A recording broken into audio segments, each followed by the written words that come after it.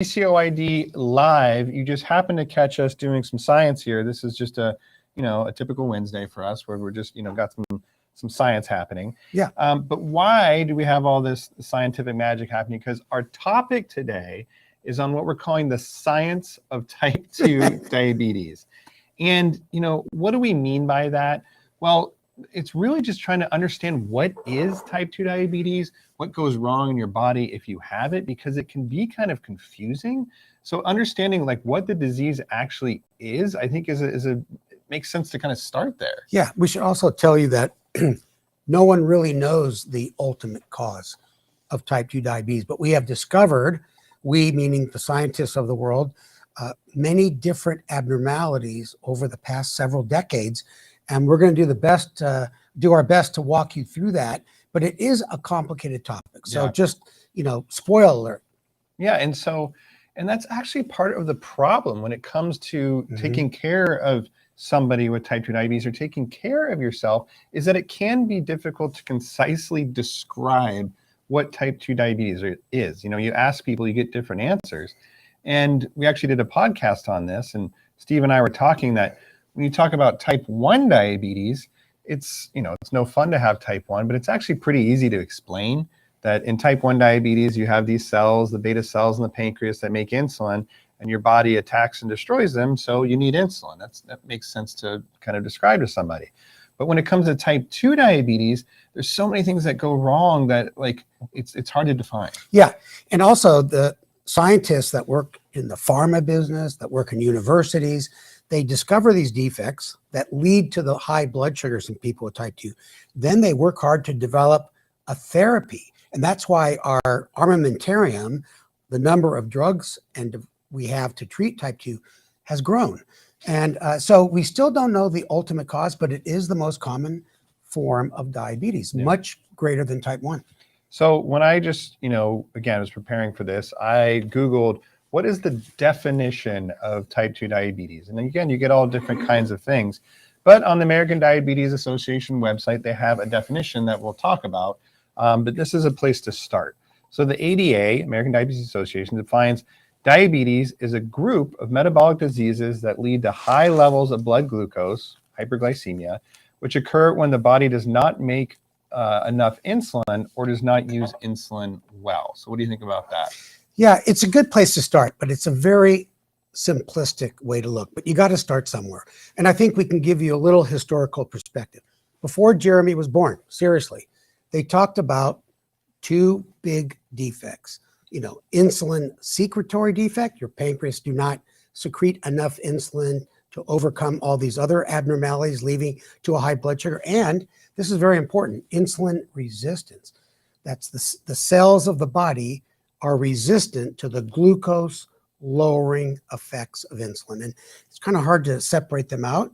And I should just mention the third one that people have been talking about for several decades is what we call hepatic glucose production. I told you it's complicated. Hepatic is just a Latin word for liver.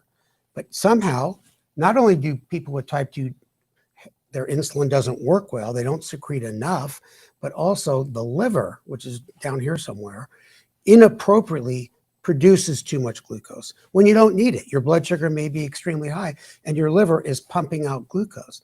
So those are the three big defects. Talk about the earlier therapies which address these three defects to some degree. Yeah, well, so I think we'll go into each of those defects and explaining it. But first, people say, well, how do I get there in the first place? Parents. And this comes down to the genetics. Yeah. So obviously, some people get type 2, some people don't. And when people say, how genetic is type 2 diabetes, or how much does it run in families, what do you tell people? Well, I say that 80% of people with type 2 diabetes, if you ask them, have a first degree, second degree relative with type 2. And it just passed along very strongly from generation to generation. And the famous boards question, us doctors to pass tests, what's the chance of getting type 2 diabetes if you have an identical twin? Yeah, so if let's say we were twins, let's pretend for a second. Oh yeah. And Steve had type 2 diabetes, there would be 100% chance that I would have type 2. Another way of saying that, it's just like it runs very strongly in the genes. And that sometimes is surprising to people because they'll say, oh, well, type 1 diabetes, that's the genetic one, right? And yes, type 1 does have some genetic tendencies, but it's actually much less common for that to run in family than type 2. So if you do have parents that had type 2 diabetes, unfortunately, it really sets you up for developing type 2 diabetes. So then the next follow-up question is people say, well, it runs in my family, then what's the gene? Or what is the gene that's passed along? And it's actually much more complicated than that. If there was a single gene that caused type 2 diabetes, we would all know it and talk about it all day long. It actually turns out that there's multiple genes that have been associated with developing type 2 diabetes that mostly have to do with insulin secretion and insulin resistance. But when they come together in the right kind of makeup, that can predispose somebody to develop type 2 diabetes. Yeah, I mean, I can tell you that several of my mentors have been working on the cause of type 2 diabetes, for 5-6 decades, and we still don't know. And the bad side of that story is, if you don't know the cause of a disease, you can't come up with a cure. So what do we do in the meantime? We treat the defects that we know about, and we'll talk about some of those, and we keep our blood sugars in a near normal range. And this other group of conditions called metabolic syndrome, another very important topic, and you can live just as long as anybody else. Yeah. And the other thing, just to close out the gene part running in your family, is people sometimes say, well, or you might think, well, gosh, like if this runs in like generations and generations of individuals, why is this something that has persisted in humankind? Why is these genes exist? And there's actually this really interesting hypothesis for this that we call the thrifty gene hypothesis, that hundreds and hundreds of years ago, if not millions of years ago, it was advantageous that if you were a caveman or whatever, and there was a time of famine, you would actually be more inclined to survive if you were somebody that could hold on to fat, to actually develop a little bit of resistance. You would be at an advantage versus somebody that would burn through their calories and be, basically thin. So there was an advantage to essentially develop insulin resistance that benefited us when we were cavemen. But then you fast forward to, just the last 100 years, like a blip on the radar of kind of the, the evolution of mankind. All of a sudden now we're sedentary, we're at desks, and this gene, or these genes that used to benefit us, now have resulted in type 2 diabetes, and it's a problem. I couldn't have said that better myself. It's really true. It's not all part of our westernized society where we're exercising less, we're eating food high in fat, we're getting heavier.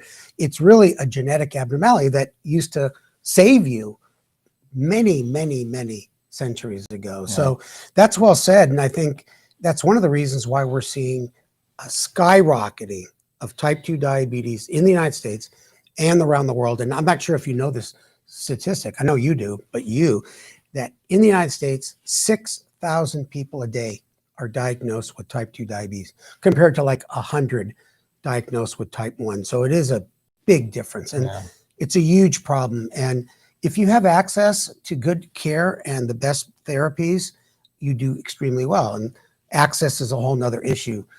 Check out our website, So, all right. So you got the genes. You develop. It's not Jordache. Yeah, you always make that joke. I like it though. It's a good one. So you get type 2 diabetes, and what goes wrong? And we're really going to focus on those two core defects that Steve mentioned briefly.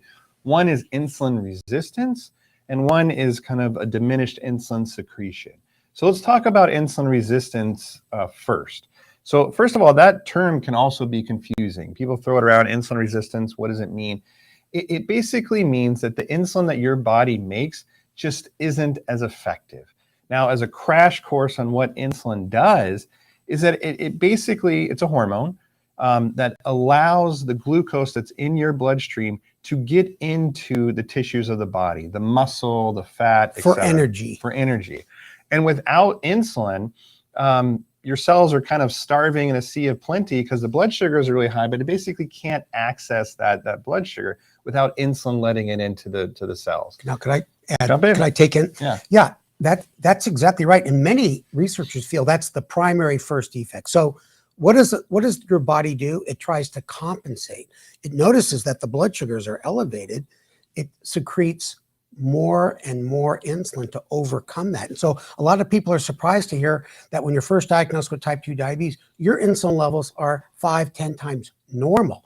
But since it doesn't do anything, your body's trying to compensate. And then eventually the pancreas cannot secrete extra insulin for these extra years. And we call it pancreatic exhaustion. So you look at someone's insulin levels, that theirs normal, it goes up when they first get diagnosed to compensate for this insulin resistance.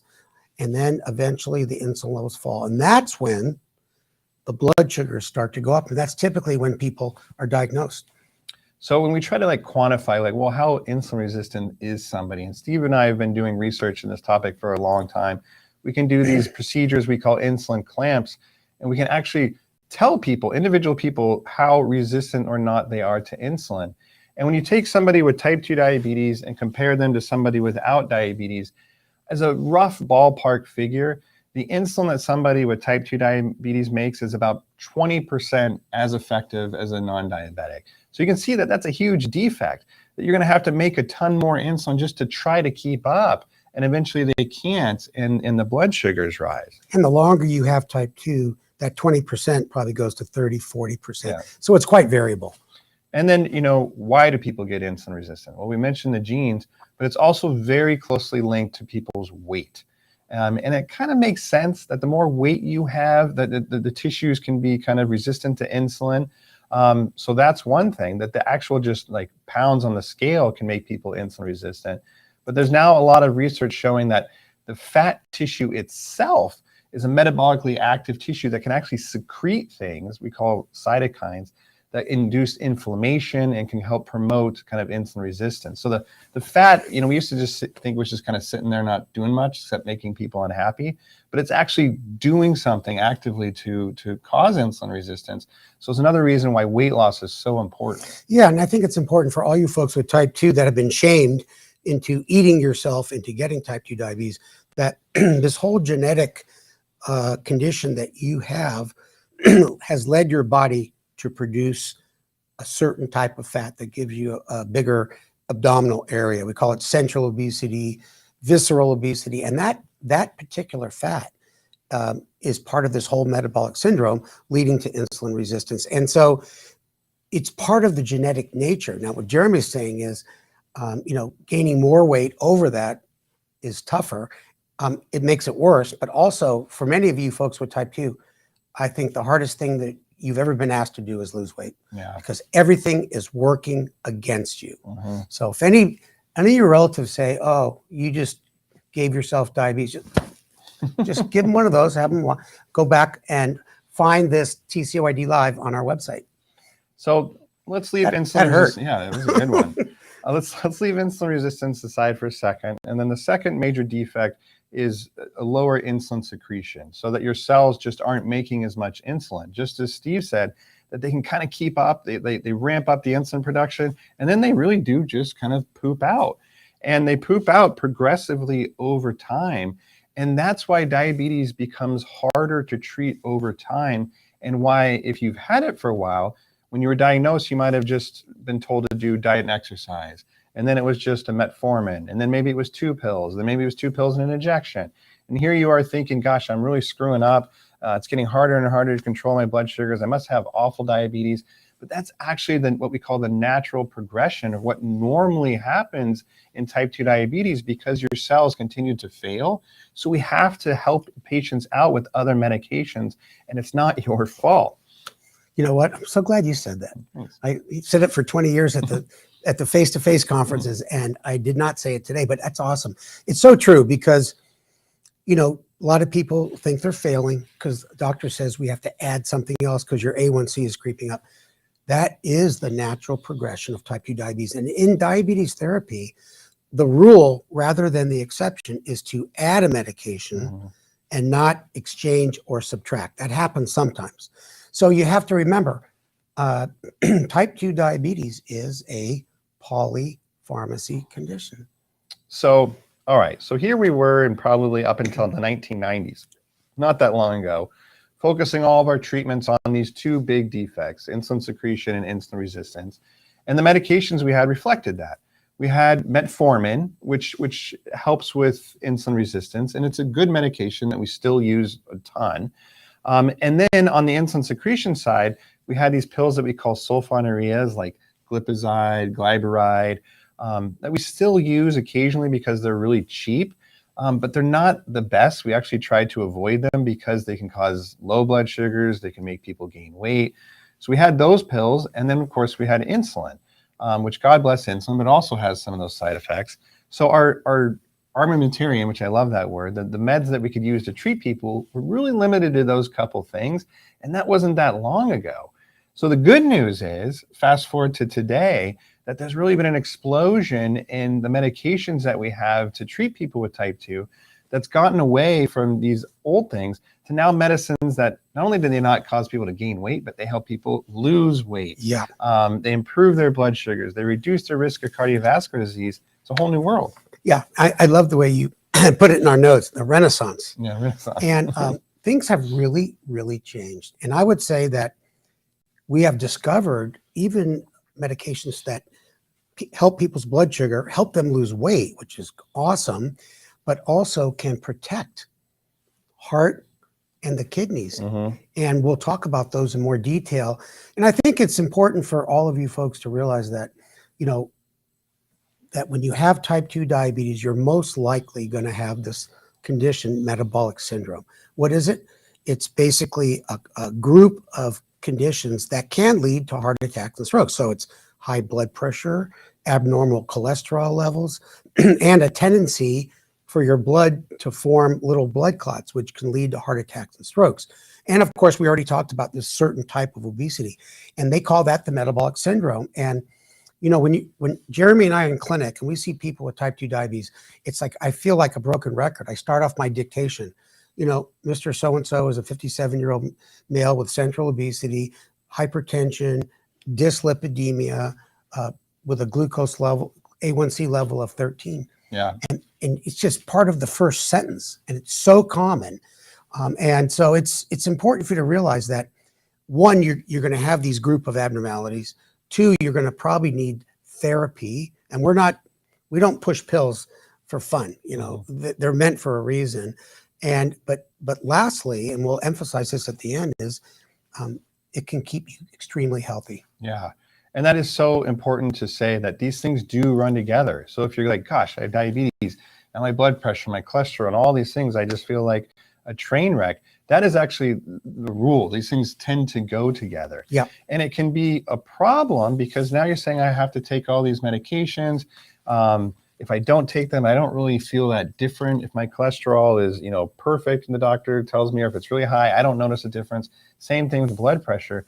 But trust us, these things are very treatable, and getting your blood pressure, your cholesterol, your diabetes under check is very doable. And if you do these things, not only can you live, a completely normal, healthy life, you can live even longer than somebody that doesn't have type 2 diabetes. I'm not making that up, because you're addressing these things. You know what? We should just talk about that now for a second. That it's very clear that getting type 2 diabetes could be the best thing that ever happened to you and maybe your immediate family. Because if you think about it, high blood pressure, high cholesterol levels, even high glucoses in people with type 2 diabetes, they're fairly asymptomatic. People don't even know they have them. Then when they get diagnosed with diabetes and they get educated, they go to the TCOID website, motivated, they start saying, okay, yeah, I'm going to start doing a little exercise and watch my diet a little bit more, not crazy changes. I'm going to start exercising more. I'm going to make sure my blood pressure and cholesterol are good. I'm going to get a blood pressure cuff at home.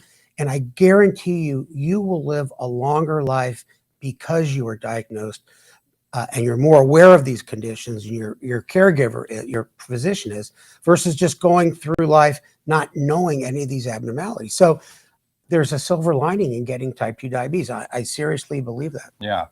So let's, this is the science of diabetes. Let's dive into a little bit specifics of some of the newer medications for type 2 diabetes with a slight focus on how they actually work. So, maybe you're thinking up until this point, gosh, the bad news is I have these, bad genes and now I've got all these like conditions. The good news is that some of these new therapies really are, we use the term renaissance, whatever, they're breakthroughs. So the first big category we're going to talk about is called GLP-1 drugs, glucagon-like peptide 1. It doesn't matter. You don't have to remember that. But these are drugs that you've definitely heard of, like Ozempic, Trulicity, Mounjaro now is in that class. Am I missing any other? Well, even Victoza, Victoza, and Saxenda, yeah. Saxenda, and there's the marketing names are hard to keep track of. Probably better than the scientific name, but it's a really important class of drugs. Yeah. And the way that these work is that they are a hormone, like insulin is a hormone, but a completely different hormone that's actually secreted by your intestines. So when anybody eats, anybody with diabetes or without diabetes, basically these cells in your intestines sense the food and they secrete this hormone called GLP-1. And it does a couple of key things. First, it goes right to the beta cell that makes insulin and says, hey, food's coming in, pump out a little bit more insulin. So you can see right there, it's already addressing one of the primary defects of there's not enough insulin around. Let's help the beta cells secrete a little bit more insulin. And that keeps the blood sugars limited from going too high after eating. Another thing it does is that it actually slows down how quickly food is being pushed through your system, what we call gastric emptying.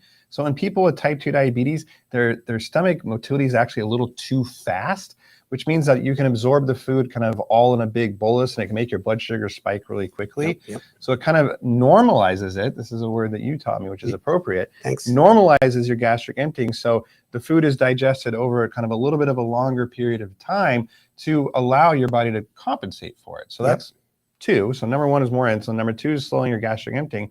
Number three is it actually works directly on your brain to increase what we call your satiety, meaning that once you start eating, you feel full much faster. So what does that mean for you? That means that you eat less. And when you eat less, you lose weight. And people can lose a significant amount of weight when they're on these drugs. And guess what? That improves your insulin resistance. So you can augment your insulin secretion, improve your insulin resistance. It's all coming back to the science. Yeah. And people lose weight and they love that. And this GLP-1, it's a natural hormone, and in people with type 2 diabetes, it is deficient.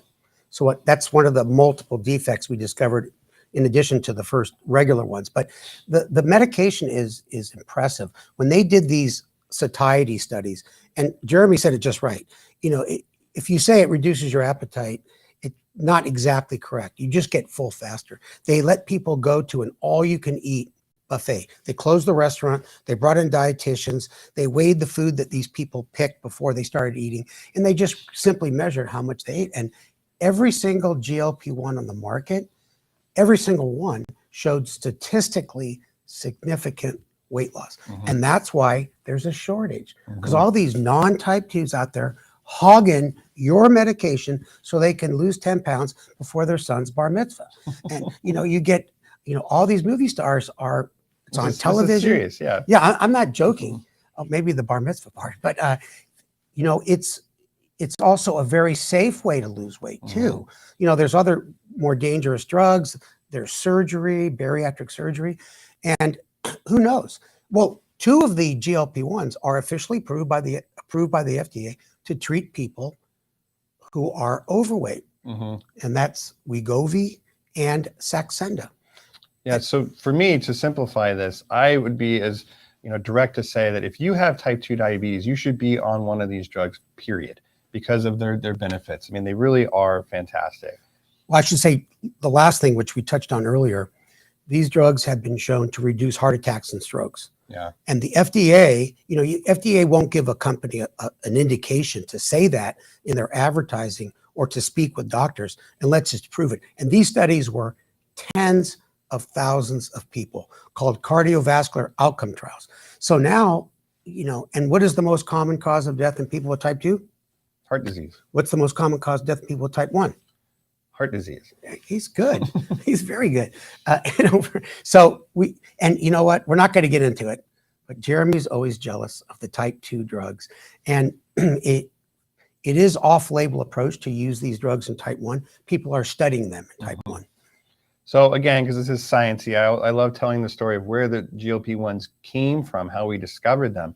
There's actually this little lizard called a Gila monster, even though it's spelled with a G, in kind of the southwest United States, Arizona, New Mexico. And they found in their saliva, they had this hormone. And when they would bite other animals, they would become, nauseous, but it would also, they found that they would engorge their pancreas. So there's something about this saliva that was kind of beneficial to the pancreas, and basically extracted the saliva, refined it, found that there was this GLP-1 hormone, and then obviously have since then done a lot of work to make it so we can inject it, but it all came from this little lizard. Yeah, could I add a little color to the story? That the guy who invented it worked at the VA hospital in the Bronx, and he noticed that they studied saliva of lizards because they have all kinds of stuff. They noticed that in laboratory animals, the blood sugars just dropped like crazy. So he went to the VA administrators. I worked for the VA too. He said, hey, everything you discover on VA time is theirs, right? He just said, hey, I discovered this substance and it lowers blood sugar in animals. I'd like to be able to take it and study it more and get a patent on it. And they said, well, will it reduce blindness in veterans? And he says, well, maybe. If you develop it, you can give it to humans. It's a long time. And they eventually said, no, you can have it. Okay, I'll make this fast. He took this, wrote a little report on it, went to all the major pharmaceutical companies, Lilly, Novo, AstraZeneca, and all of them said no. So the smart people at Amylin Pharmaceuticals, a very small company, licensed it from him, and that was all she wrote. It was the first GLP-1 called Byetta. And so it's amazing this thing ever made it, but you're right. All these substances in the saliva of lizards do amazing things. Well, anyways, that's a good story. Thanks for the color. I Yeah. actually like that. I haven't heard that story before. I've heard like most of your Oh stories. yeah, John Eng. Okay. He's the guy. So we'll move on. So that's this huge class of medications that we've been using for 15 plus years now. So the other one is, get this, SGLT2 inhibitors. Thank you for saying it slower. Sodium glucose transporter 2. This is drugs like Farxiga, Jardiance, Invokana are the main ones that we use. Those are the trade names. Real quick, how these drugs work is that in somebody without diabetes, their kidneys are always kind of filtering the blood for glucose. And in the normal situation, no glucose gets out into the urine. So if you tested somebody without diabetes, there's urine, there should be no sugar in it. So this drug actually blocks, to some degree, the kidney's ability to reabsorb glucose. So you purposely pee out sugar. And when you pee out sugar, that means there's less sugar in your blood, so your blood sugars come down. But you also pee out calories to the tune of 400 calories or so per day, so people lose weight. If you have type 2 diabetes and you're, when you're out of control, there's always sugar in your urine. And that is another defect. In GLP-1s, in type 2s, they don't secrete enough. But in type 2s, that set point to filter out glucose is not 90 anymore. It's like 240. So if you have type 2 and your blood sugars are 250, 300, your body may not be secreting any sugar out in the urine, when in fact, it should be dumping sugar cubes. That might hurt, but a ton of sugar would come out. So that's another defect. It's an abnormal set point. And so scientists develop this medication, as you just mentioned, that will help, that blocks the reabsorption of glucose and pushes it in the urine. And so it's an amazing class. Well, what have we discovered? I love that timeline we put together. Well, first of all, a couple of things. This was actually discovered from a tree bark. So, I missed that Jeopardy game. Yeah. And these are once a day pills, oral pills. So the GLP-1s are generally once a week injection, completely painless in our opinion. And these are once a day pills. And I would say also that if you have type 2 diabetes, you should be on one of these medications because of these benefits. But here's the timeline. So the first one, Invokana, actually got approved in 2013 for the treatment of type 2 diabetes to lower blood sugar. So this was, a decade ago now.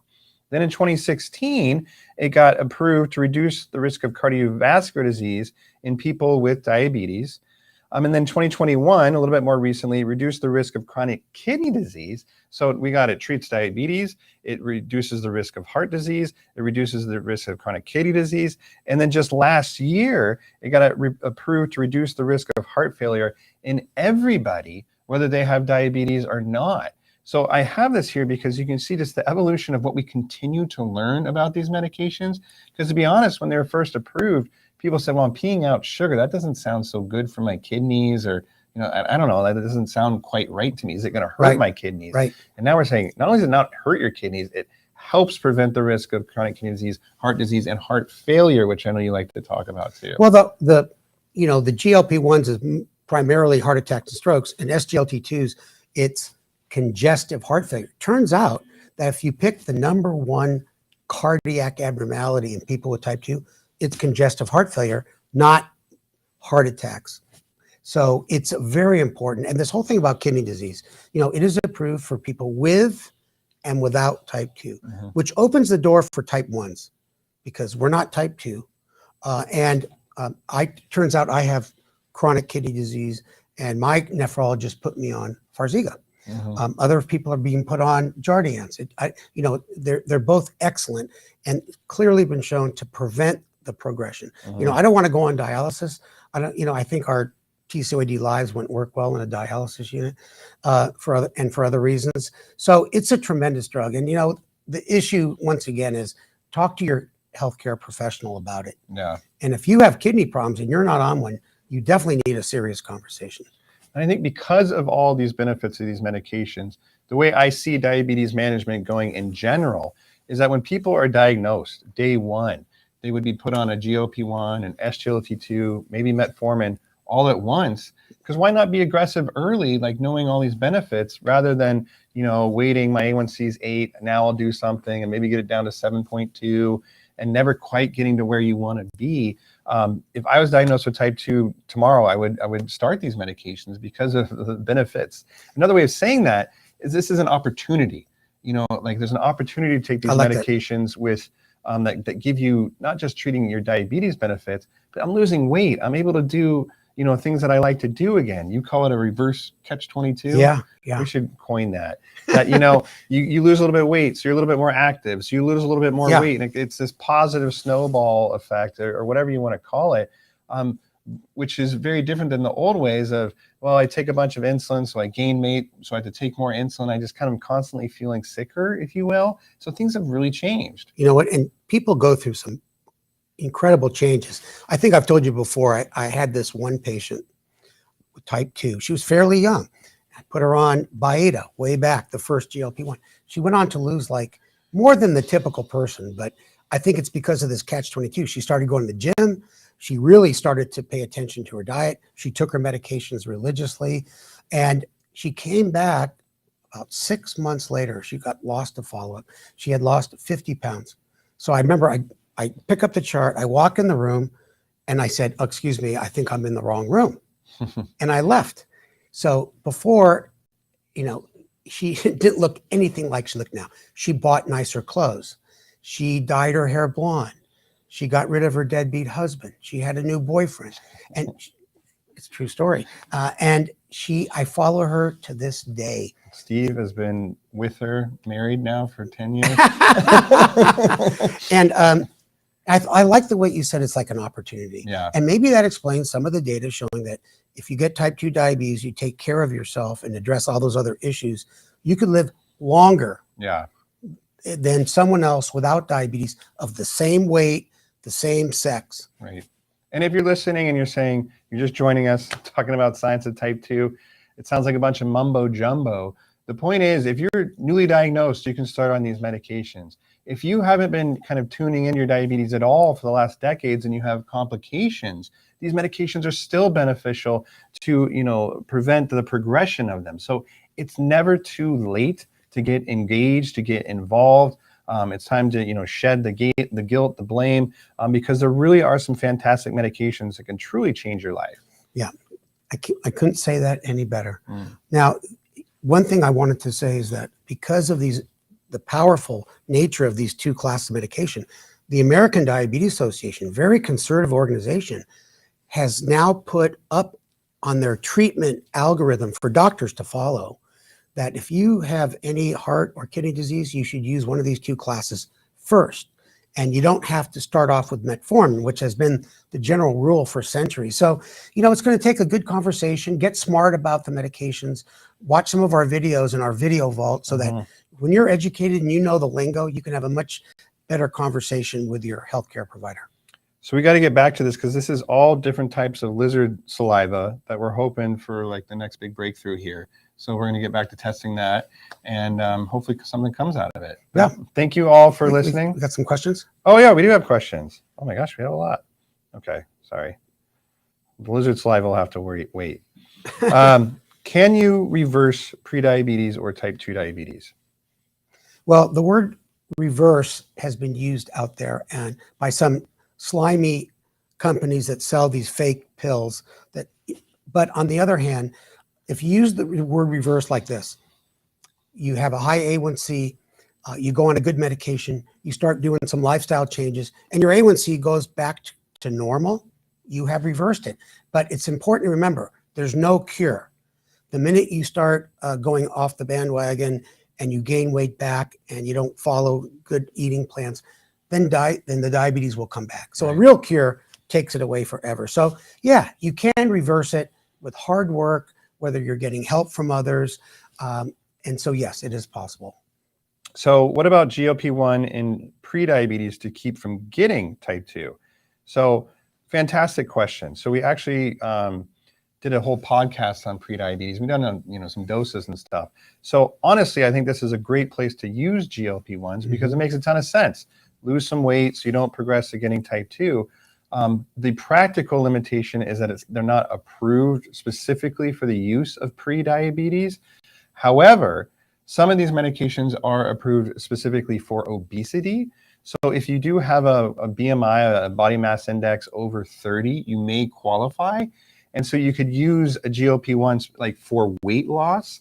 But we firmly believe that these medications would delay or potentially prevent your likelihood of getting type 2 diabetes. Yeah, there was a big study called the Diabetes Prevention Program, but these drugs weren't available then. But I'm convinced that they would prevent the progression onto type 2 diabetes. So you're right. And there's 80 million Americans with pre-diabetes. Most of them don't know it. And most of them don't know it. Main side effects of GLP-1s and SGLT2s. You're speeding up again. Yeah, the injectables, the main one is nausea. Particularly when people start, they can feel nauseous. And sometimes that's just a feeling of feeling really full. If you get over the hump of the first month or so, people tend to do well. But definitely talk to your provider because you can slow down how quickly you titrate it up. There's tips and tricks to kind of get over that. That's the main side effect. For the pills, the SGLT2s, it's generally yeast infections in women is probably like the most common thing that I would look out for. But otherwise, those are very safe pills. Yeah, one pill in the morning. Yeah, and that's it. And the thing about the nausea is every drug that's been designed to affect the satiety centers in your brain cause nausea.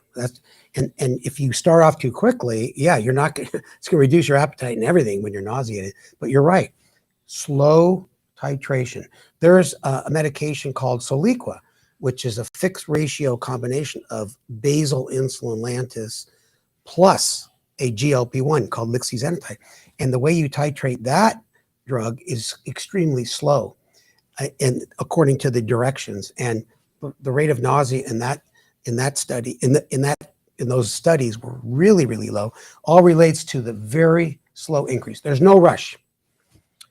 Is Jardiance good for chronic kidney disease? The short answer I would say is yes, that it's actually just been shown in a very large publication to delay the onset of chronic kidney disease. It doesn't have the official indication yet like Farxiga does, but long story short, we believe that this medication class effect, whether it's Farxiga, Jardiance, Invokana, they're all going to be beneficial for your heart and kidneys. I know which one you're on. Don't worry, it'll protect your kidney.